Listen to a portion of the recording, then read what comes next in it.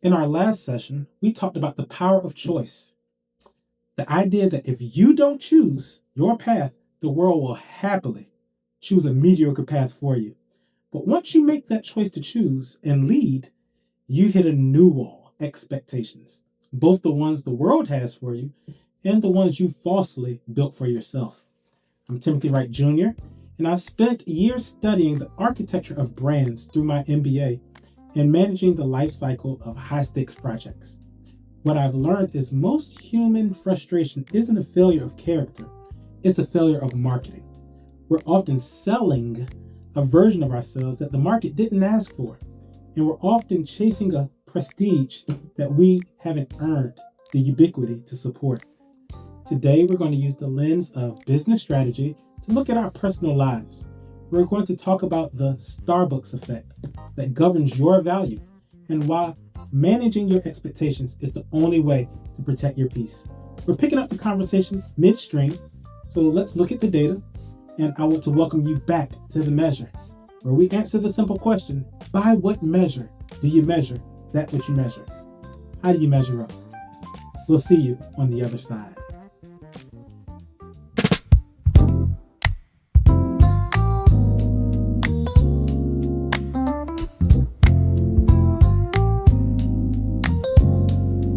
One last thing, and then I'll wrap this up because I feel like I've been talking for a good little while. All of this comes down to managing your expectations. Manage your expectations. That is what the power of choice is, managing expectations. I've gone through several relationships, situationships, even a marriage that ended in divorce. But the point is, a lot of my heartbreak and disappointment came from mismanaged expectations. I expected something out of somebody that they didn't show that they were capable of giving. Moreover, I gave more to individuals that never showed that they were deserving to receive what it was that I gave. So if things don't go the way that I think they should go because of what I did, but I didn't take into account what they did and who they showed themselves to be, once again, I set myself up for that disappointment. I mismanaged my expectations. Stop expecting people to move the way that you move. Stop expecting people to want to reciprocate what it is that you do because you did it. Just because you like somebody, just because you're attracted to somebody, just because you think you're whatever you are, doesn't mean by default somebody else is going to feel the same way. You need to come to a point where you can be resolved in who you are, regardless of what other people think, regardless of what other people say, and regardless of what other people feel, because people will come and go. Marriage and divorce taught me that every relationship has a beginning and an end. I thought that the end was going to be death. Clearly, that wasn't consensus. No shame, no foul. It is what it is. Everything's going to start. Everything's going to end. So since I know that that's the finite reality in it all, I am going to make sure that I manage my expectations. And I'm only going to expect of somebody what they've shown me that they are. What they've shown me that they are. I'm not going to hope somebody to be something that they haven't shown me they are. I'm not going to wish. I'm not going to gift. I'm not going to pay.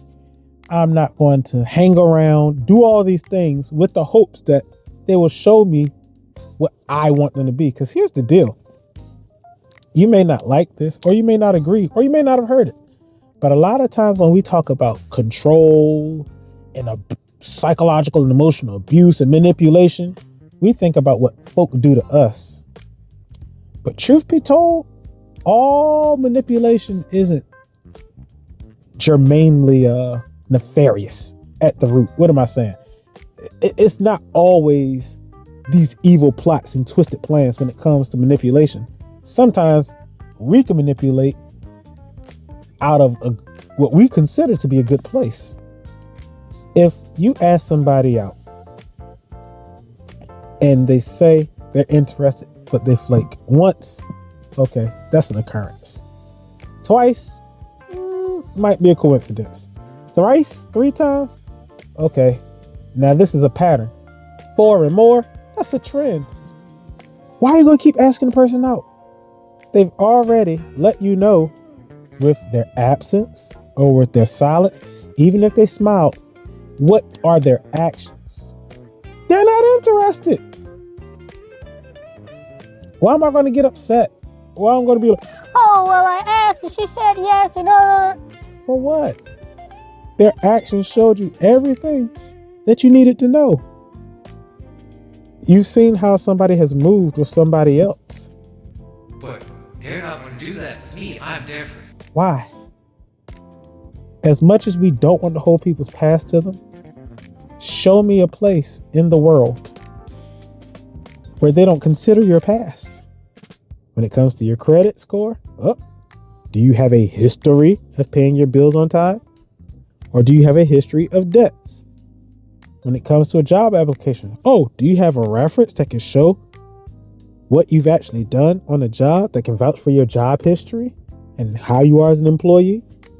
When it comes to getting in college, do you have a transcript so we can see your academic performance, your history?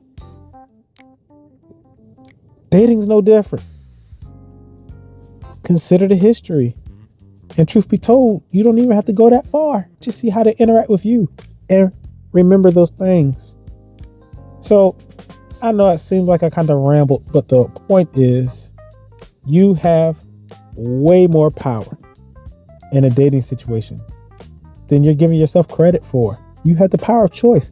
And this goes for women too. Don't think that this is one of those women bashing channels.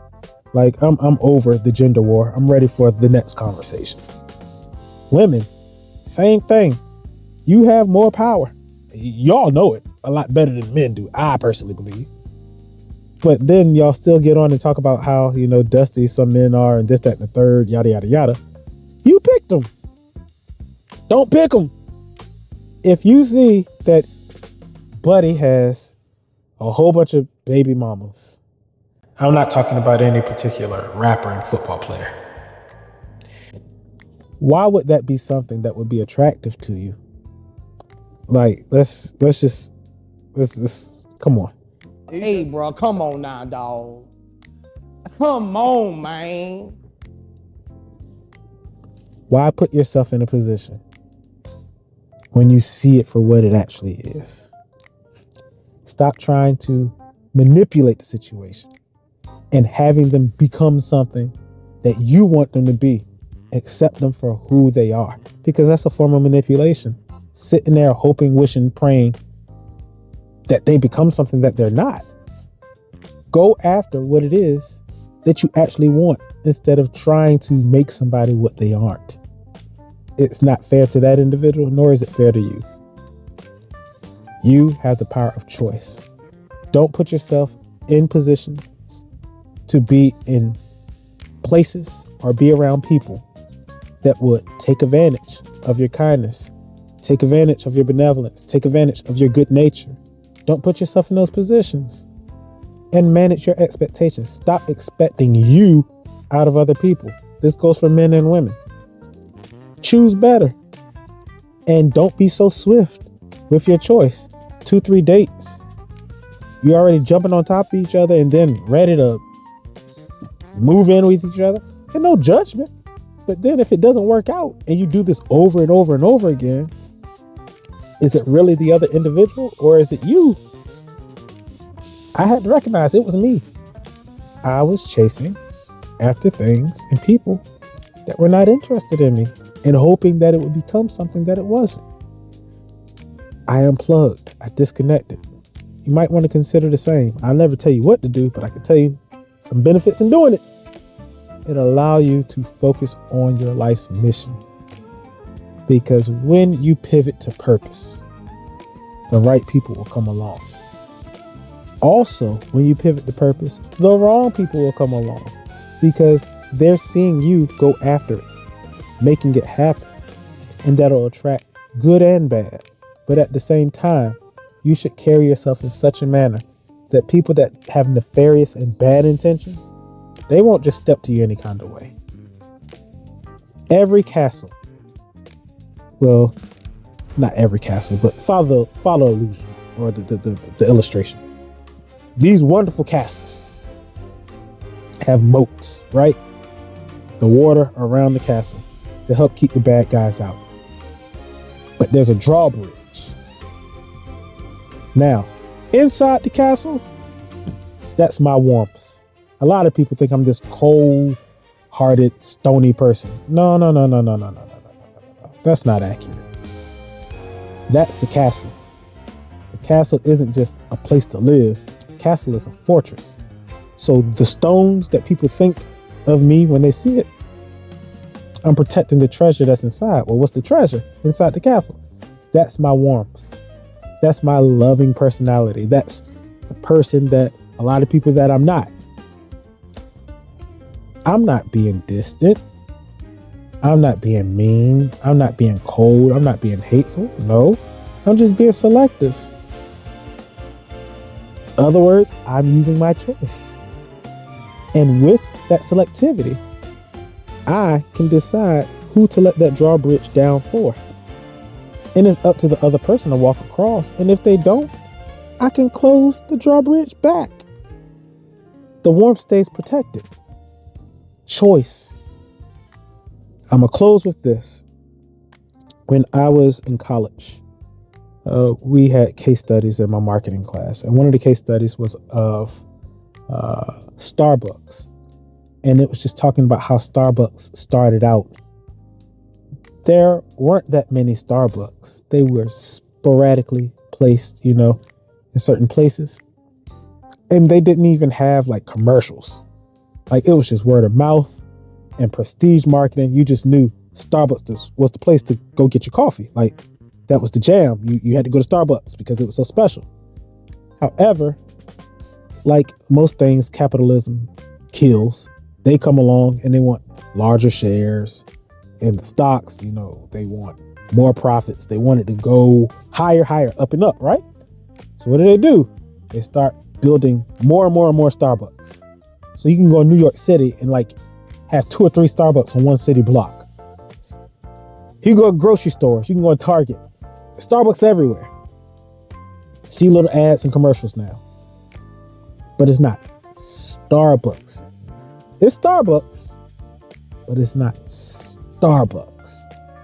When you become ubiquitous, when you are everywhere, trying to do all the things, trying to fit in, trying to gain acceptance, trying to get validation, doing this, doing that, doing this, doing that, so somebody will recognize you, all you're doing is cheapening your brand. If diamonds, well, that's not a good example because diamonds are intrinsically worthless. They're rocks. And they've been manipulated by a certain family of miners that are raiding Africa of its wealth. Let's use a different example. Bottom line, if you are all things to all people all the time, your value's not there. But greater than that, because that's a very, blanketed conversation, your value's not there because you're not doing the things to really shore up your value. Going after purpose, going after passion, going after mission. You should not put yourself in a situation where you cheapen your worth by trying to make everybody feel worthy. And in the end, you end up worthless. No. Mission, purpose, vision. Mission, purpose, vision. Don't think that you are supposed to belong to everyone and everyone is supposed to belong to you. No. Rare. I can be friendly to any and everybody. I can be cordial to any and everybody. And as a funeral director, you definitely want to be because you never know who you'll encounter, what families you'll have to serve. But just because they smile at you, just because they wink, doesn't mean that they're actually the person for you. And that's fine. Once again, it comes down to selectivity. It comes down to your power of choice. And you should always make the choice to manage your expectations. Don't expect the world from somebody when they haven't shown you that they have the capacity to give the world. Manage your expectations. Well, we are at the 30-minute mark. I didn't even think this video was going to go that long, and the time is 9:39. So I need to go ahead and wrap this up. But I'm very excited about this channel. You know, if this content resonated with you, if you wouldn't mind dropping a little like, subscribing, share it with a friend. This is just like uncle energy. This is the stuff that I would share with nieces and nephews, students, just to really give them some kind of outlook on how to approach life. It's a lot easier than people make it out to be.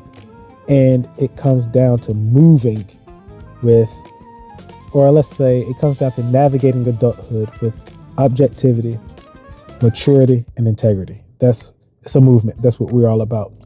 So without further ado, just want to say thanks for checking it out. And I hope to see you again on the next one. Take care. Make sure you measure up.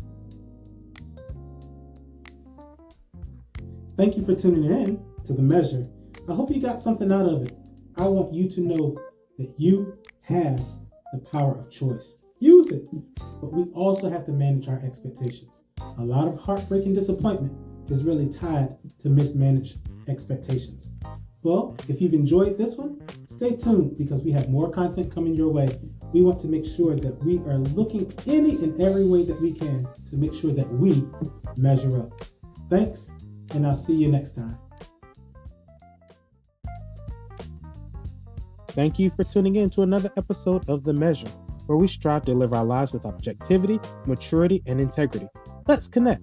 Follow us on YouTube, Instagram, Facebook, Threads, X, and LinkedIn at The TWJ, and on TikTok at The TWJ Official. See you on the next one.